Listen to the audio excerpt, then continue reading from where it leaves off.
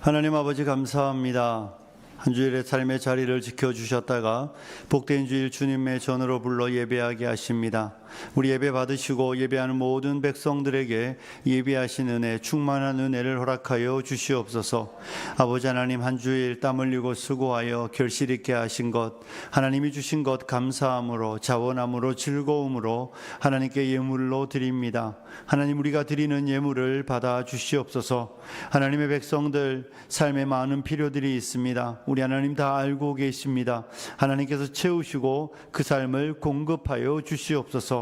드려진 예물이 하나님 기뻐하는 일에, 하나님 나라를 위해, 하나님 영광을 위해 복되게 사용되게 하여 주시옵소서. 아버지 하나님, 말씀을 들으려고 합니다. 듣는 마음과 깨닫는 은혜를 허락하여 주시옵소서. 은혜 주실 하나님을 기대하며 주의 백성들을 축복하며 예수님 거룩하시고 복되신 이름으로 기도드리옵나이다. 아멘. 할렐루야. 하나님의 은혜가 여러분의 삶에 있기를 소원합니다.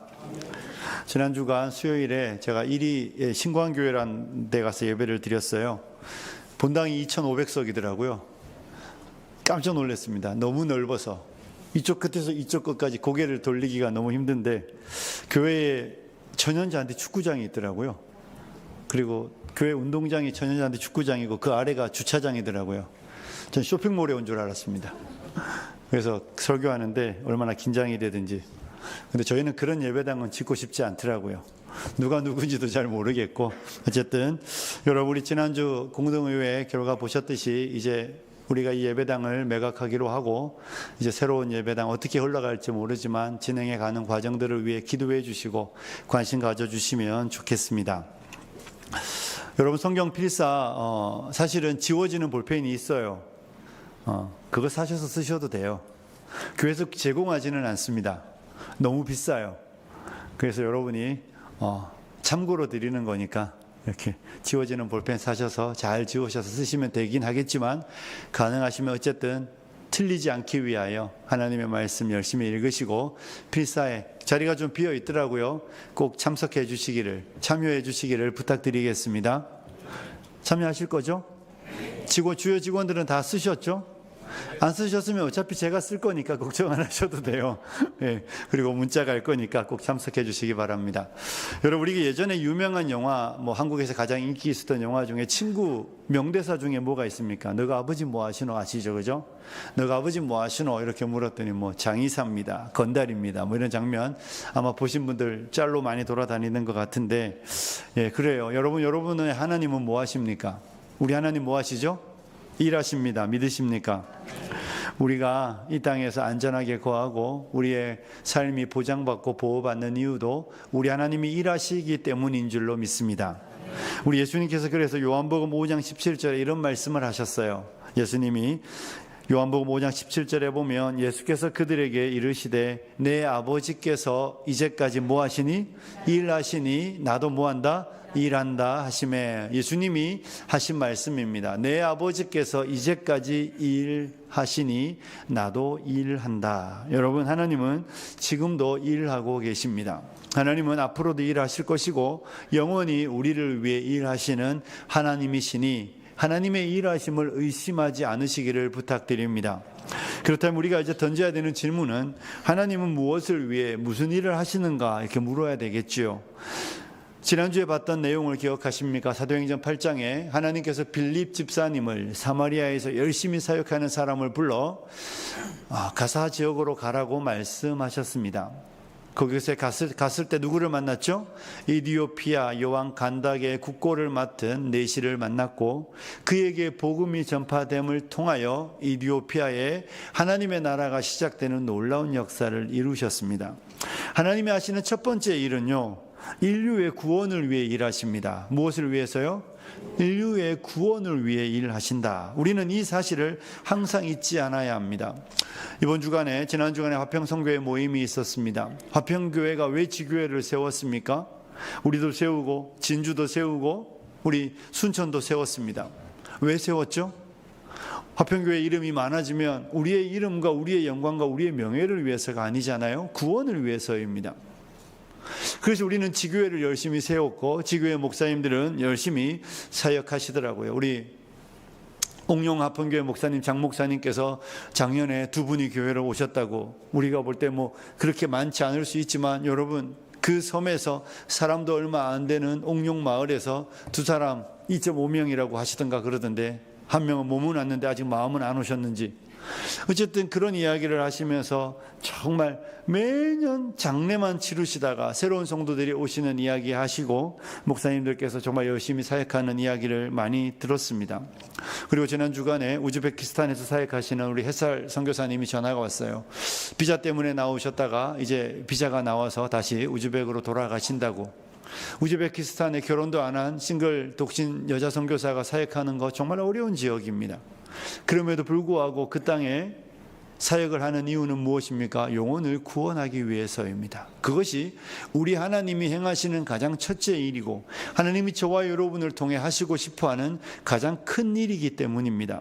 그러므로 사랑하는 성도 여러분, 영혼을 구원하는 일은 저와 여러분이 이 세상을 향하여 베풀 수 있는 최고의 긍휼입니다.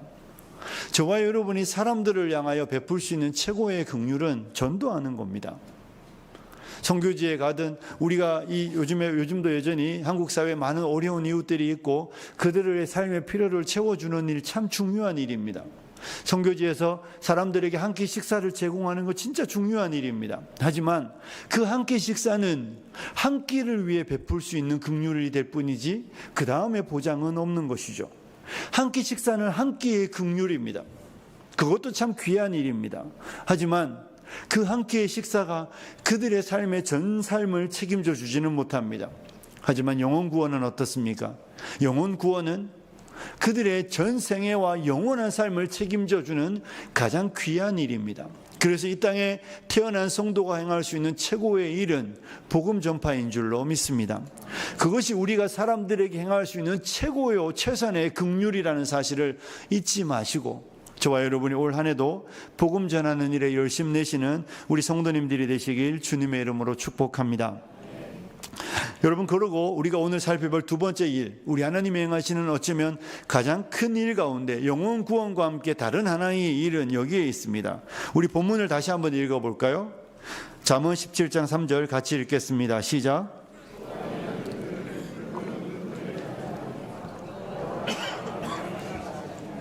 아멘. 여호와는 무엇을 연단하신다고요? 마음을 연단하십니다.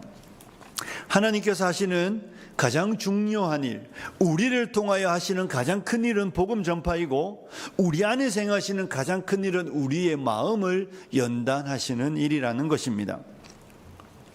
그러니 저와 여러분이 주님의 손과 발이 되어 복음을 전하시는 일, 그러면서도 동시에 내 안에 행하시는 하나님의 가장 위대한 일은 내 마음을 연단하신다는 사실을 여러분 기억하셔야 합니다. 우리 하나님께서 우리의 마음을 연단하신다는 말의 뜻이 무엇일까요? 마음을 연단하신다는 말은 무엇입니까? 우리의 마음을 막 두드려서 단단하게 하신다는 이야기일까요? 그런 건 아니겠죠. 하나님이 하시는 일은 우리의 마음을 부드럽게 하시고, 다른 표현으로 하면 우리 마음을 깨끗하게 하시는 일을 하십니다. 하나님은 우리의 마음에서 더러움을 제거하시는 일을 지금도 하고 계신다는 것입니다. 본문이 말하는 것처럼 도가니는 은을, 풀무는 금을 연단합니다. 도가니와 풀무에 들어간 광석은 때가 되면 불순물들이 다 제거되고 순은이, 순금이 나타나서 사람들이 보면서 다 마음속에 부러워하고 탐심이 가득하게 하는 그 순금은 도가니와 풀무에 들어가서 재련되어 나타나는 것처럼, 하나님께서는 저와 여러분의 마음에 역사하여 우리 마음을 정결케 하시고 깨끗게 하신다, 이렇게 성경은 우리에게 가르쳐 주고 있는 것입니다. 하나님은 이 죄로 가득한 세상에서 우리 안에서 일하시는데 우리의 마음을 연단하신다는 사실을 여러분 잊지 않으셔야 합니다. 하나님이 하시는 가장 중요한 일은 우리 마음의 연단입니다. 여러분, 왜 하나님은 우리의 마음을 연단하실까요? 하나님은 우리 마음의 거처를 삼기로 뜻을 정하셨습니다. 나는 너의 마음을, 내가 너에게로 들어가 먹고 너는 나로 더불어 산다, 이렇게 말씀하실 때 하나님은 그의 영으로 우리 마음에 그의 거처를, 집을 삼기로 뜻을 정하셨습니다. 오늘도 어떤 집사님이 일부 예배 마치고 나가면서 목사님 저 이사해요 이렇게 말씀하시더라고요. 여러분 이사합니다. 이사할 때 이사하기 전에 뭐부터 합니까? 입주 청소하시잖아요. 여러분 이사 들어가기 전에 요즘은 입주 청소하더라고요. 옛날에는 다 우리가 가서 했는데 요즘은 돈 주고 합니다. 열심히 해주죠. 또 더러워질 텐데 열심히 청소하는 입주 청소처럼 하나님께서는 저와 여러분의 마음에 그의 거처를 삼으시고 저와 여러분의 마음에 들어와 살기로 뜻을 정하셨기 때문에 하나님이 하시는 일은 우리의 마음을 연단하고 우리의 마음을 깨끗게 청소하시는 것입니다. 여러분 우리 마음이 청소되어야 되는 이유는 무엇입니까? 우리 마음에서 나오는 모든 더러운 것들이 있기 때문입니다. 예레미야 17장 9절을 아시죠? 예레미야 17장 9절 말씀이 어떻게 되어 있습니까? 같이 읽겠습니다. 시작. 누가 능히 이를 알리오마는 만물보다 거짓되고 심히 부패한 것은 무엇이라고요? 마음입니다. 세상에서 제일 더러운 건 여러분이 화장실에 가서 흘리는 그 배설물들이 아니에요. 여러분이 남편에게 아이들에게 부탁하는 음식물 쓰레기 좀 버려달라고 여름이 되면 쿰쿰한 냄새 나는 그 음식물 쓰레기가 세상에서 제일 더러운 게 아니라는 것입니다. 만물보다 거짓되고 심히 부패한 것은 우리의 마음이라는 것입니다. 성경이 행하는 가장 위대한 진술입니다. 우리의 마음이 깨끗한 것이 아니라 우리 마음은 거짓되고 심히 부패했다, 이렇게 성경은 말하고 있습니다. 여러분 옆 사람 한번 쳐다보십시오. 예쁘고 멋있으시죠? 예, 예쁘다고 한번 해주세요. 엄청 꾸미고 오셨는데 여러분 참 아름다우십니다. 얼굴에 아름다움이 있기에 우리가 이렇게 서로 쳐다보고 막 아름답다고 말하지만 늘 감사한 건 마음이 안 보인다는 겁니다. 얼마나 감사한지 모릅니다. 마음이 안 보여서. 우리가 마음을 본다면 우리는 오늘 집에 가서 할 말이 참 많을 겁니다. 내가 오늘 우리 김 목사 마음을 들여다봤는데 음흉해. 매일매일 지가 잘난 줄 알고 사모님을 얼마나 디스하는지 보셨잖아요. 매일 설교시키면 사모님이 참 불쌍해요. 예, 요즘 저희 아내가 엄청 자유를 얻고 있는 것 같습니다. 여러분 마음이 안 보이잖아요. 그러니까 우리가 이렇게 한자리에 앉아있지 마음이 보인다고 생각해 보십시오.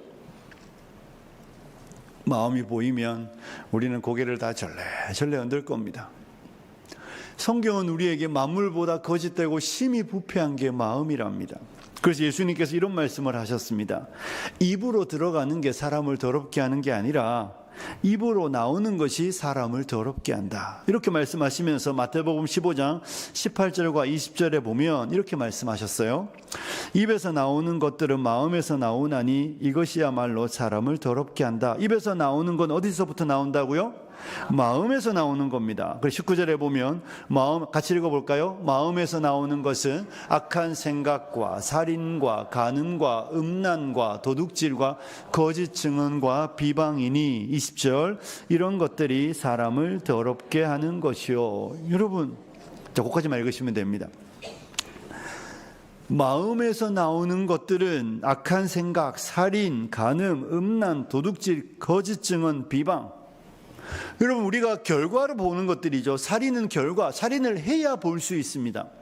거짓말을 할 때 볼 수 있습니다. 음란한 행동을 할 때 볼 수 있습니다.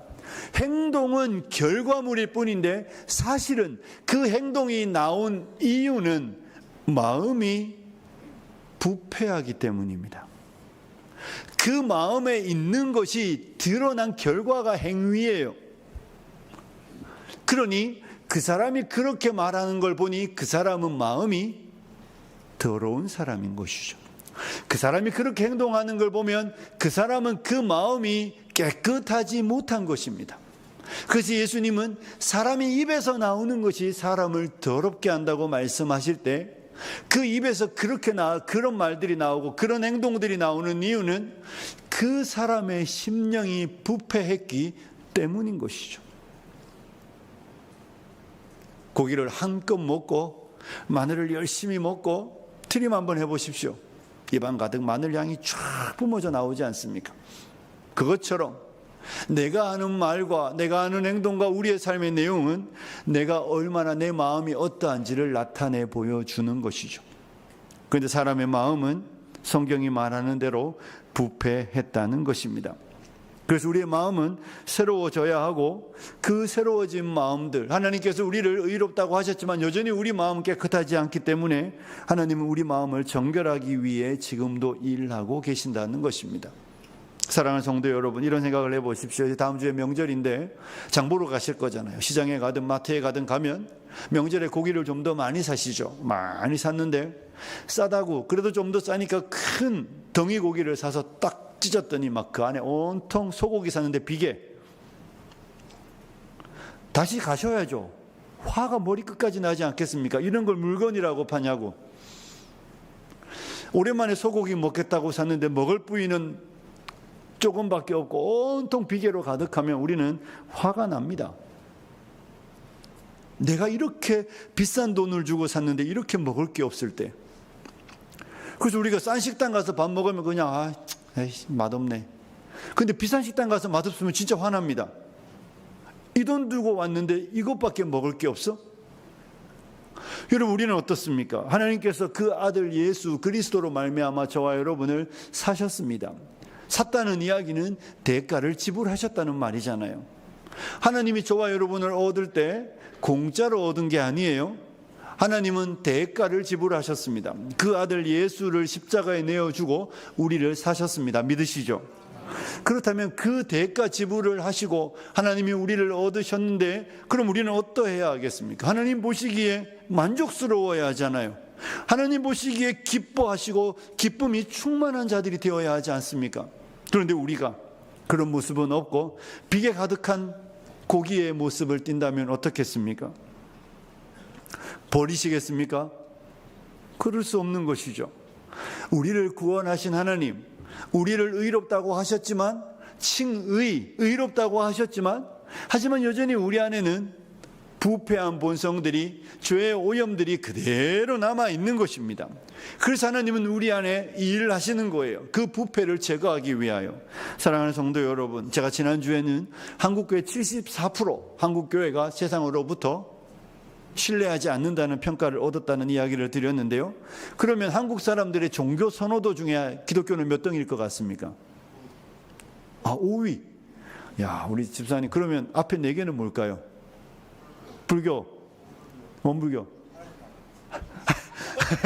예, 4등 아니던가요? 여러분, 우리는 보통 이렇게 생각합니다. 1등은 좀 요즘에 하도 이야기하니까 아닐 것 같아요. 뭐 천주교한테 내주고, 2등은 불교한테 내주고, 그럼 3등은 4등이래요. 3등이 뭐예요? 원불교. 원불교가 뭐 하는 데인지 아세요? 우리 아무도 몰라요. 원불교가 뭐 하는지도 모르는데 아무것도 안 하는 원불교한테 우리의 자리가 없어요. 이상하잖아요. 우리는 선교도 하고 예배당도 짓고 막 매주일 모여 예배도 하고 뭐 열심히 뭐 하자고 이야기하는데 아무것도 안 하는 건 3등이고 열심히 하는 우리는 4등인 이유가 뭘까요? 이상하잖아요. 왜 우리는 열심히 하는데 왜 4등일까? 저와 여러분이 고민해야 되는 것이죠. 열심의 문제가 아니죠. 열심이 없다는 이야기의 문제가 아니라 우리가 세상으로부터 이렇게 자꾸 외면받고 사람들로부터 신뢰를 잃어가는 이유 중에 가장 큰 이유는 저와 여러분이 하나님이 우리 안에 하시는 그 일이 무엇인지 알고 참여하고 그 일에 열심 내어 우리가 그 사람 되어 갔으면 너희는 세상의 빛이다, 세상의 소금이다.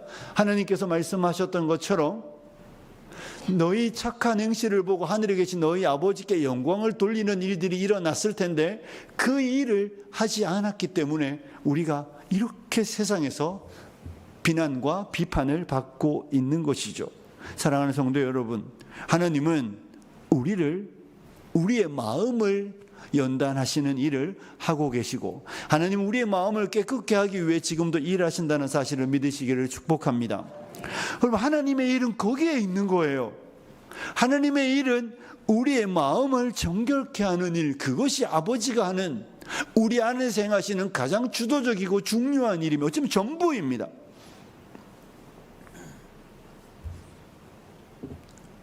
하나님은 그의 성령으로 우리 안에서, 그죠? 어떻게 우리를 연단하시죠? 그의 성령으로 하십니다. 여러분 한번 따라해 보십시오. 은혜는 하나님이 하시는 일로 우리를 부르시는 것이다. 뭐라고요? 은혜는 하나님이 하시는 일로 우리를 부르는 겁니다. 은혜 받았다는 말은 너무 요약하고 너무 간단히 해석해서 이제 나는 지옥 가지 않는다라고 이해하면 안 돼요. 틀린 이야기가 아닌데 틀린 이야기예요. 나 은혜 받았어. 나 예수님 믿어. 나 예수로 말미암아 죄사함 받았어. 이제 나 지옥 못 가. 그게 은혜 받음의 전부가 아니라는 거예요. 그건 시작이에요. 은혜는 하나님이 하시는 일로 우리를 부르시는 겁니다. 허랑방탕하고 목적도 없이, 때로는 내 자신이 목적이 되어 살아가던 우리가, 세상의 가치를 추구하던 우리가 이제는 그 길을 떠나 허랑방탕하고 내가 목적이 되고 세상을 쫓아가던 그 삶을 다 끝내고 이제는 하나님이 이루시기 원하시는 그 거룩함으로, 그 거룩한 길로 가자는 하나님의 부르심이 은혜입니다. 그러니 하나님은 우리에게 이제 가자 이렇게 말씀하시는 거예요. 너의 허랑방탕한 생활을 멈추자. 이제 네가 쫓아가던 세상을 사랑하는 걸 멈추자. 이제 네가 중심이 된 그 삶의 가치를 멈추자. 그리고 내가 너 안에 이루고 싶어하는, 내가 너희 속에 이루고 싶어하는 그 거룩으로 함께 가자는 부르심이 은혜입니다. 그러니 이 목적을 이루기 위해 우리 안에 성령으로 역사하시는 이 하나님의 역사를 우리가 기억한다면, 여러분, 은혜는 내 주를 가까이 하려 함은 십자가 짐 같은 고생이 되는 것입니다. 은혜를 잊지 마십시오. 은혜는 하나님이 하시는 일로 부르시는 하나님의 부름입니다. 나는 너를 불러 내가 하고 싶어하는 일, 내가 이루고 싶어하는 일을 이루게 하자라고 부르시는 하나님의 부르심이 은혜예요. 그러니 하나님이 우리를 연단하시는 것이죠. 성령을 통하여 우리 안에 일하시는 하나님은 우리가 읽었던 본문의 말씀처럼 도가니는 은을, 불문은 금을 연단하거니와 여호와는 마음을 연단하신다. 여러분, 연단 들으면 무슨 생각이 드십니까? 힘들다 이런 거예요. 그죠? 연단은 어려운 거예요. 순금이 나오려면 1300도에 들어가서 녹고 불순물이 제거됩니다. 1300도가 뭐 호락호락한 온도입니까? 우리 들어가면 뼈도 남지 않고 홀랑탈 온도 아닙니까? 그런데 하나님이 은과 금을 재련하는 것처럼 저와 여러분의 마음을 그렇게 연단하신다고 말하는 것이죠. 단련하는 겁니다. 그러니 하나님이 우리의 마음을 연단하실 때 그 연단의 방편이 무엇이냐라고 물을 때 고난이에요. 뭐라고요? 고난. 하나님이 우리의 마음을 연단하시는 방법은 우리의 삶의 모든 소원을 들어주셔서 잘되고 형통한 걸로 연단 안 됩니다. 연단은 힘든 겁니다. 연단은 어려운 겁니다. 연단은 되게 고통스러운 겁니다. 하나님은 그래서 고난을 통하여, 환난은 인내를, 인내는 연단을, 연단은 소망을 이룬다고 말하잖아요. 그 하나님의 소망이 이루어지는 방편은 고난일 수밖에 없습니다. 그러니 고난 없는 삶을 꿈꾼다면 부르심의 목적과 관계없는 길을 가고 있는 것이죠. 목사님, 제 인생에 왜 이렇게 고난이 많아요? 왜 나는 이 사람하고 살아야 되고 이런 사람들 곁에 있고 왜 내 옆에는 이런 사람들만 있을까요? 우리를 연단하시기 위한 훈련의 장인 것입니다.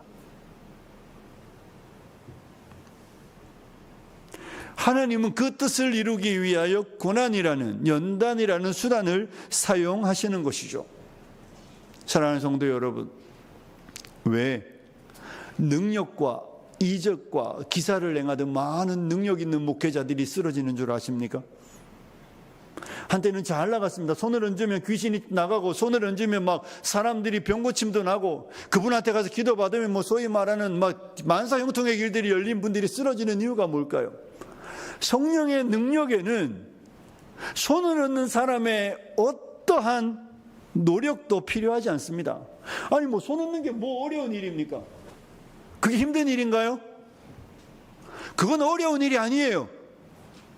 목사가 손을 얹어 기도할 때 능력이 나타나는 건 그 사람에게 어떠한 노력도 필요한 일이 아닌 것입니다. 하지만 그도 한 하나님의 백성으로 성령의 열매로 부름받았다는 것을 알고 그의 인생의 변화를 꿈꾸었다면 그도 연단의 길을 갔어야 되는 것이죠.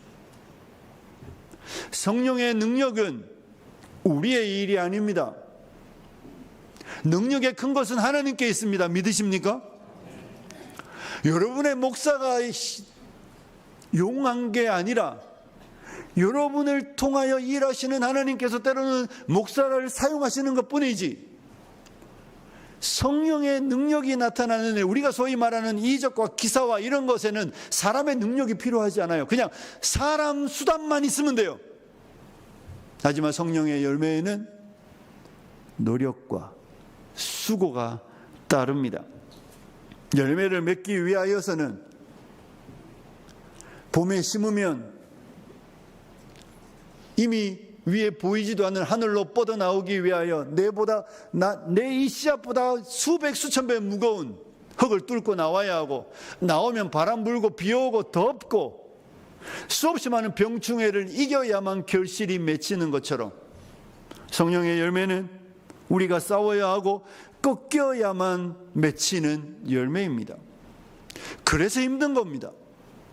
사랑하는 성도 여러분, 하나님 우리를 연단하셔서 우리를 정결케 하시고 깨끗게 하시는 것, 이것이 하나님이 여러분 안에 이루시는 어쩌면 유일한 일이라고 생각하셔도 됩니다.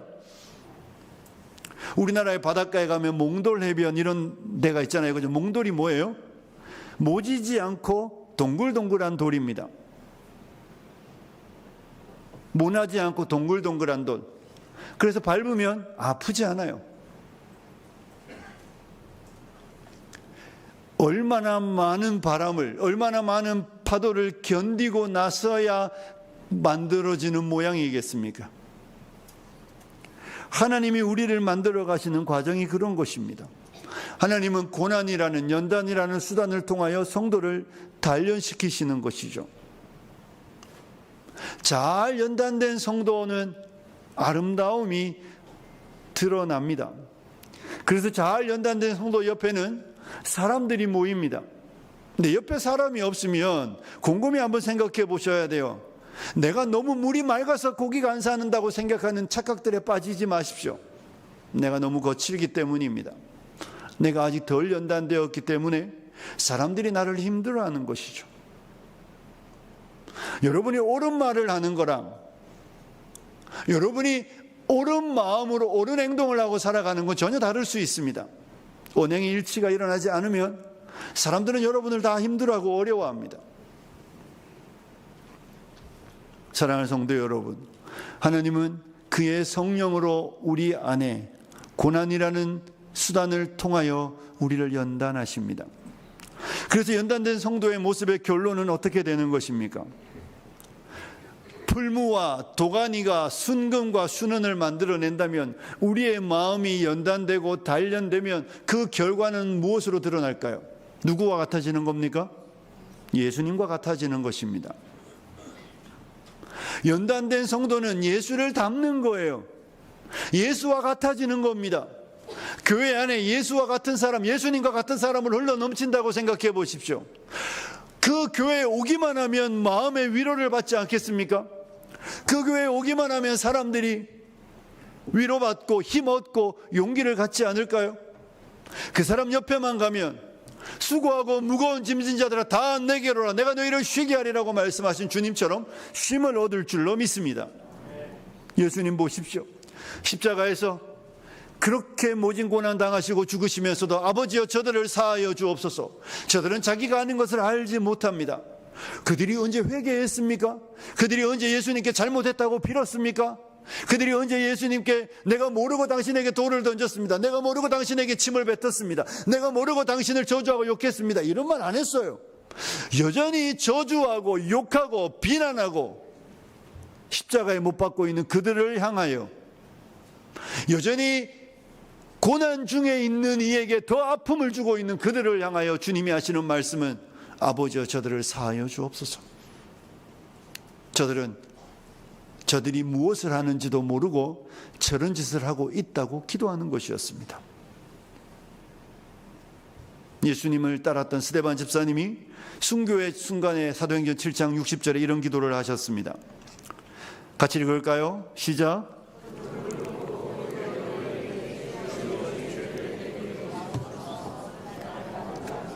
아멘. 주여 이 죄를 그들에게 돌리지 마옵소서. 똑같은 기도하셨죠.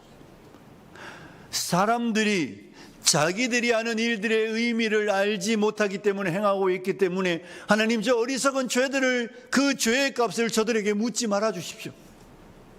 그리고 순교의 잔을 받으셨습니다. 연단된 성도는 이런 모습으로 드러난다는 것입니다.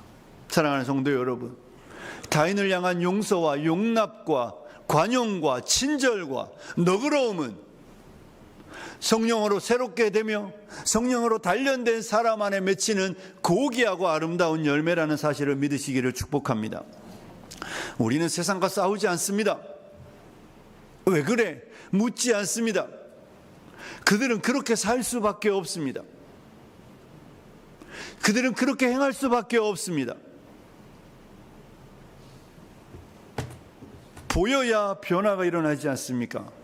깨달아야 새로워질 수 있습니다. 깨닫지 못하는데 어떻게 변화가 되고 깨닫지 못하는데 어떻게 고칠 수가 있습니까? 제가 누누이 말씀드리잖아요. 집에서 노래를 부르면 자꾸 아이들과 아내가 웃는데 저는 틀렸다는 걸 도무지 알 수가 없습니다. 웃으니까 틀렸다는 걸 아는데 저는 제 스스로 틀렸다는 걸 모릅니다. 그래서 못 고칩니다.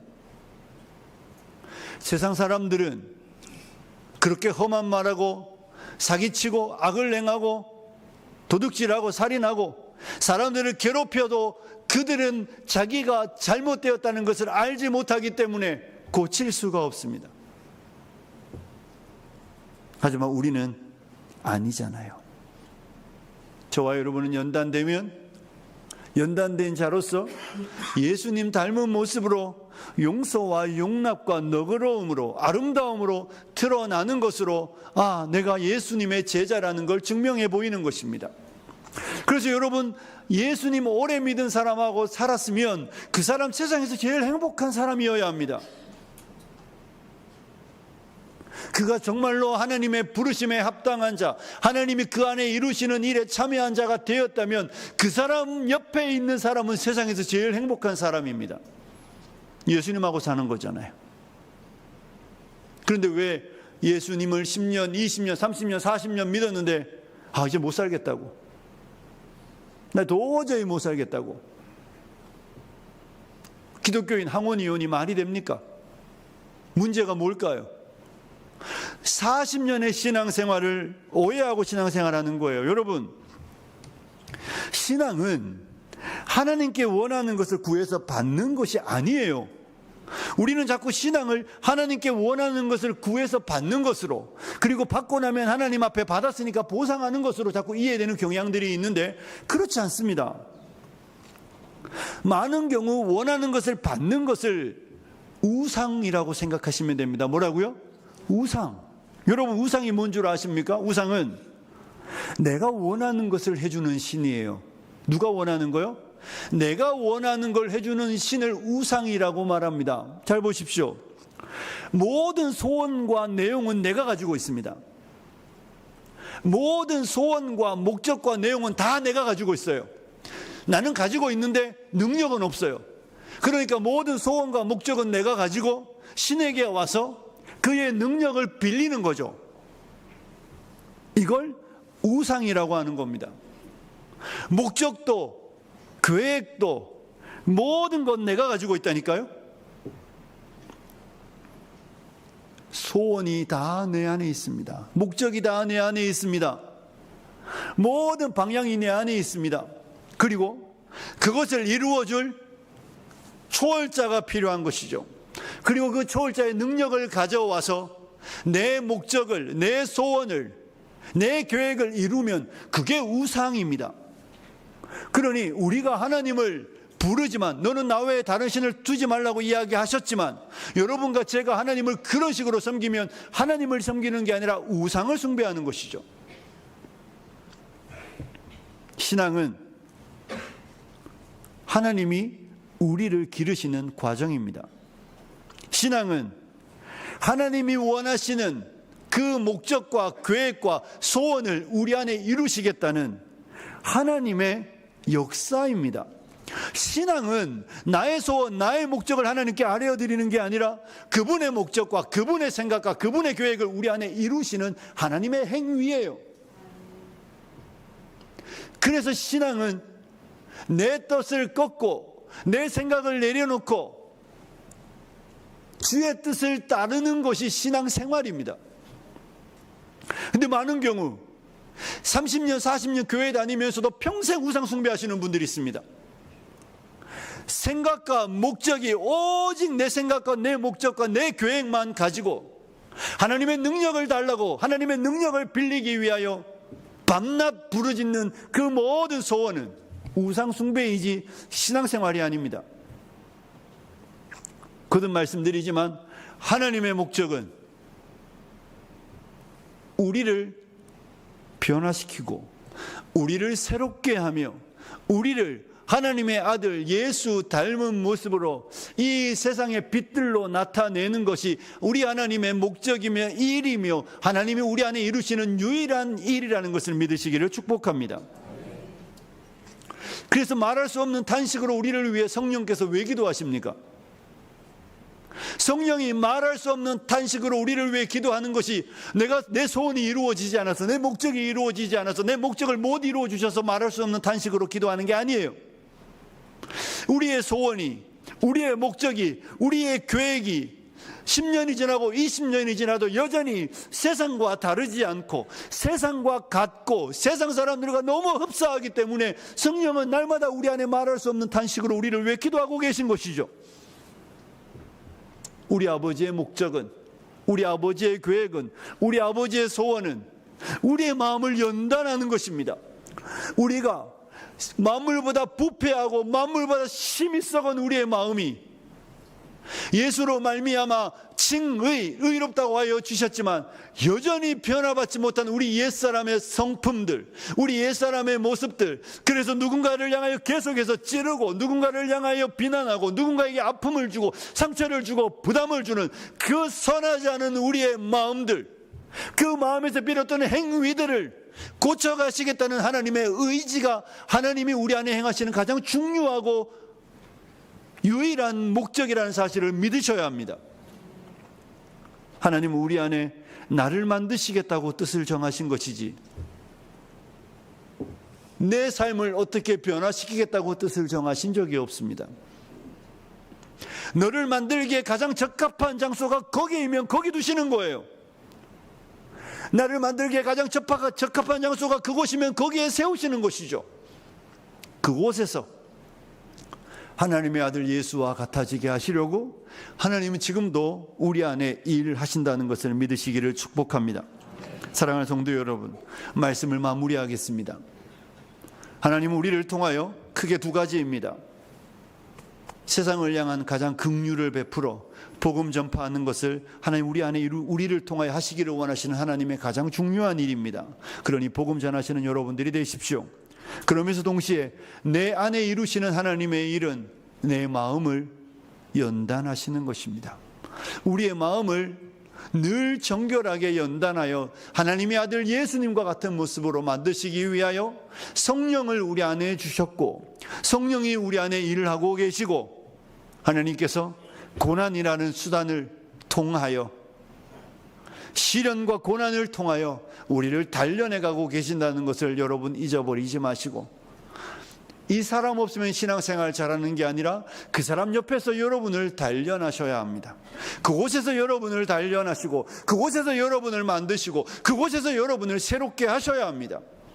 그곳에서 가시밭에 백합화가 예수 향기 날리는 것처럼 그곳에서 찔리면서도 아름다움을 나타내며, 찔리면서도 사랑과 그리스도의 그 영광스러움을 보이는 그런 모습 되게 하시려고 주님 우리를 위해 죽으셨고, 성령님 우리 안에 오셨음을 잊어버리지 마시고, 마음이 연단된 자로 정말 아름다운 성도로 빛나시는 귀하고 복된 성도님들이 되시길 주님의 이름으로 축복합니다.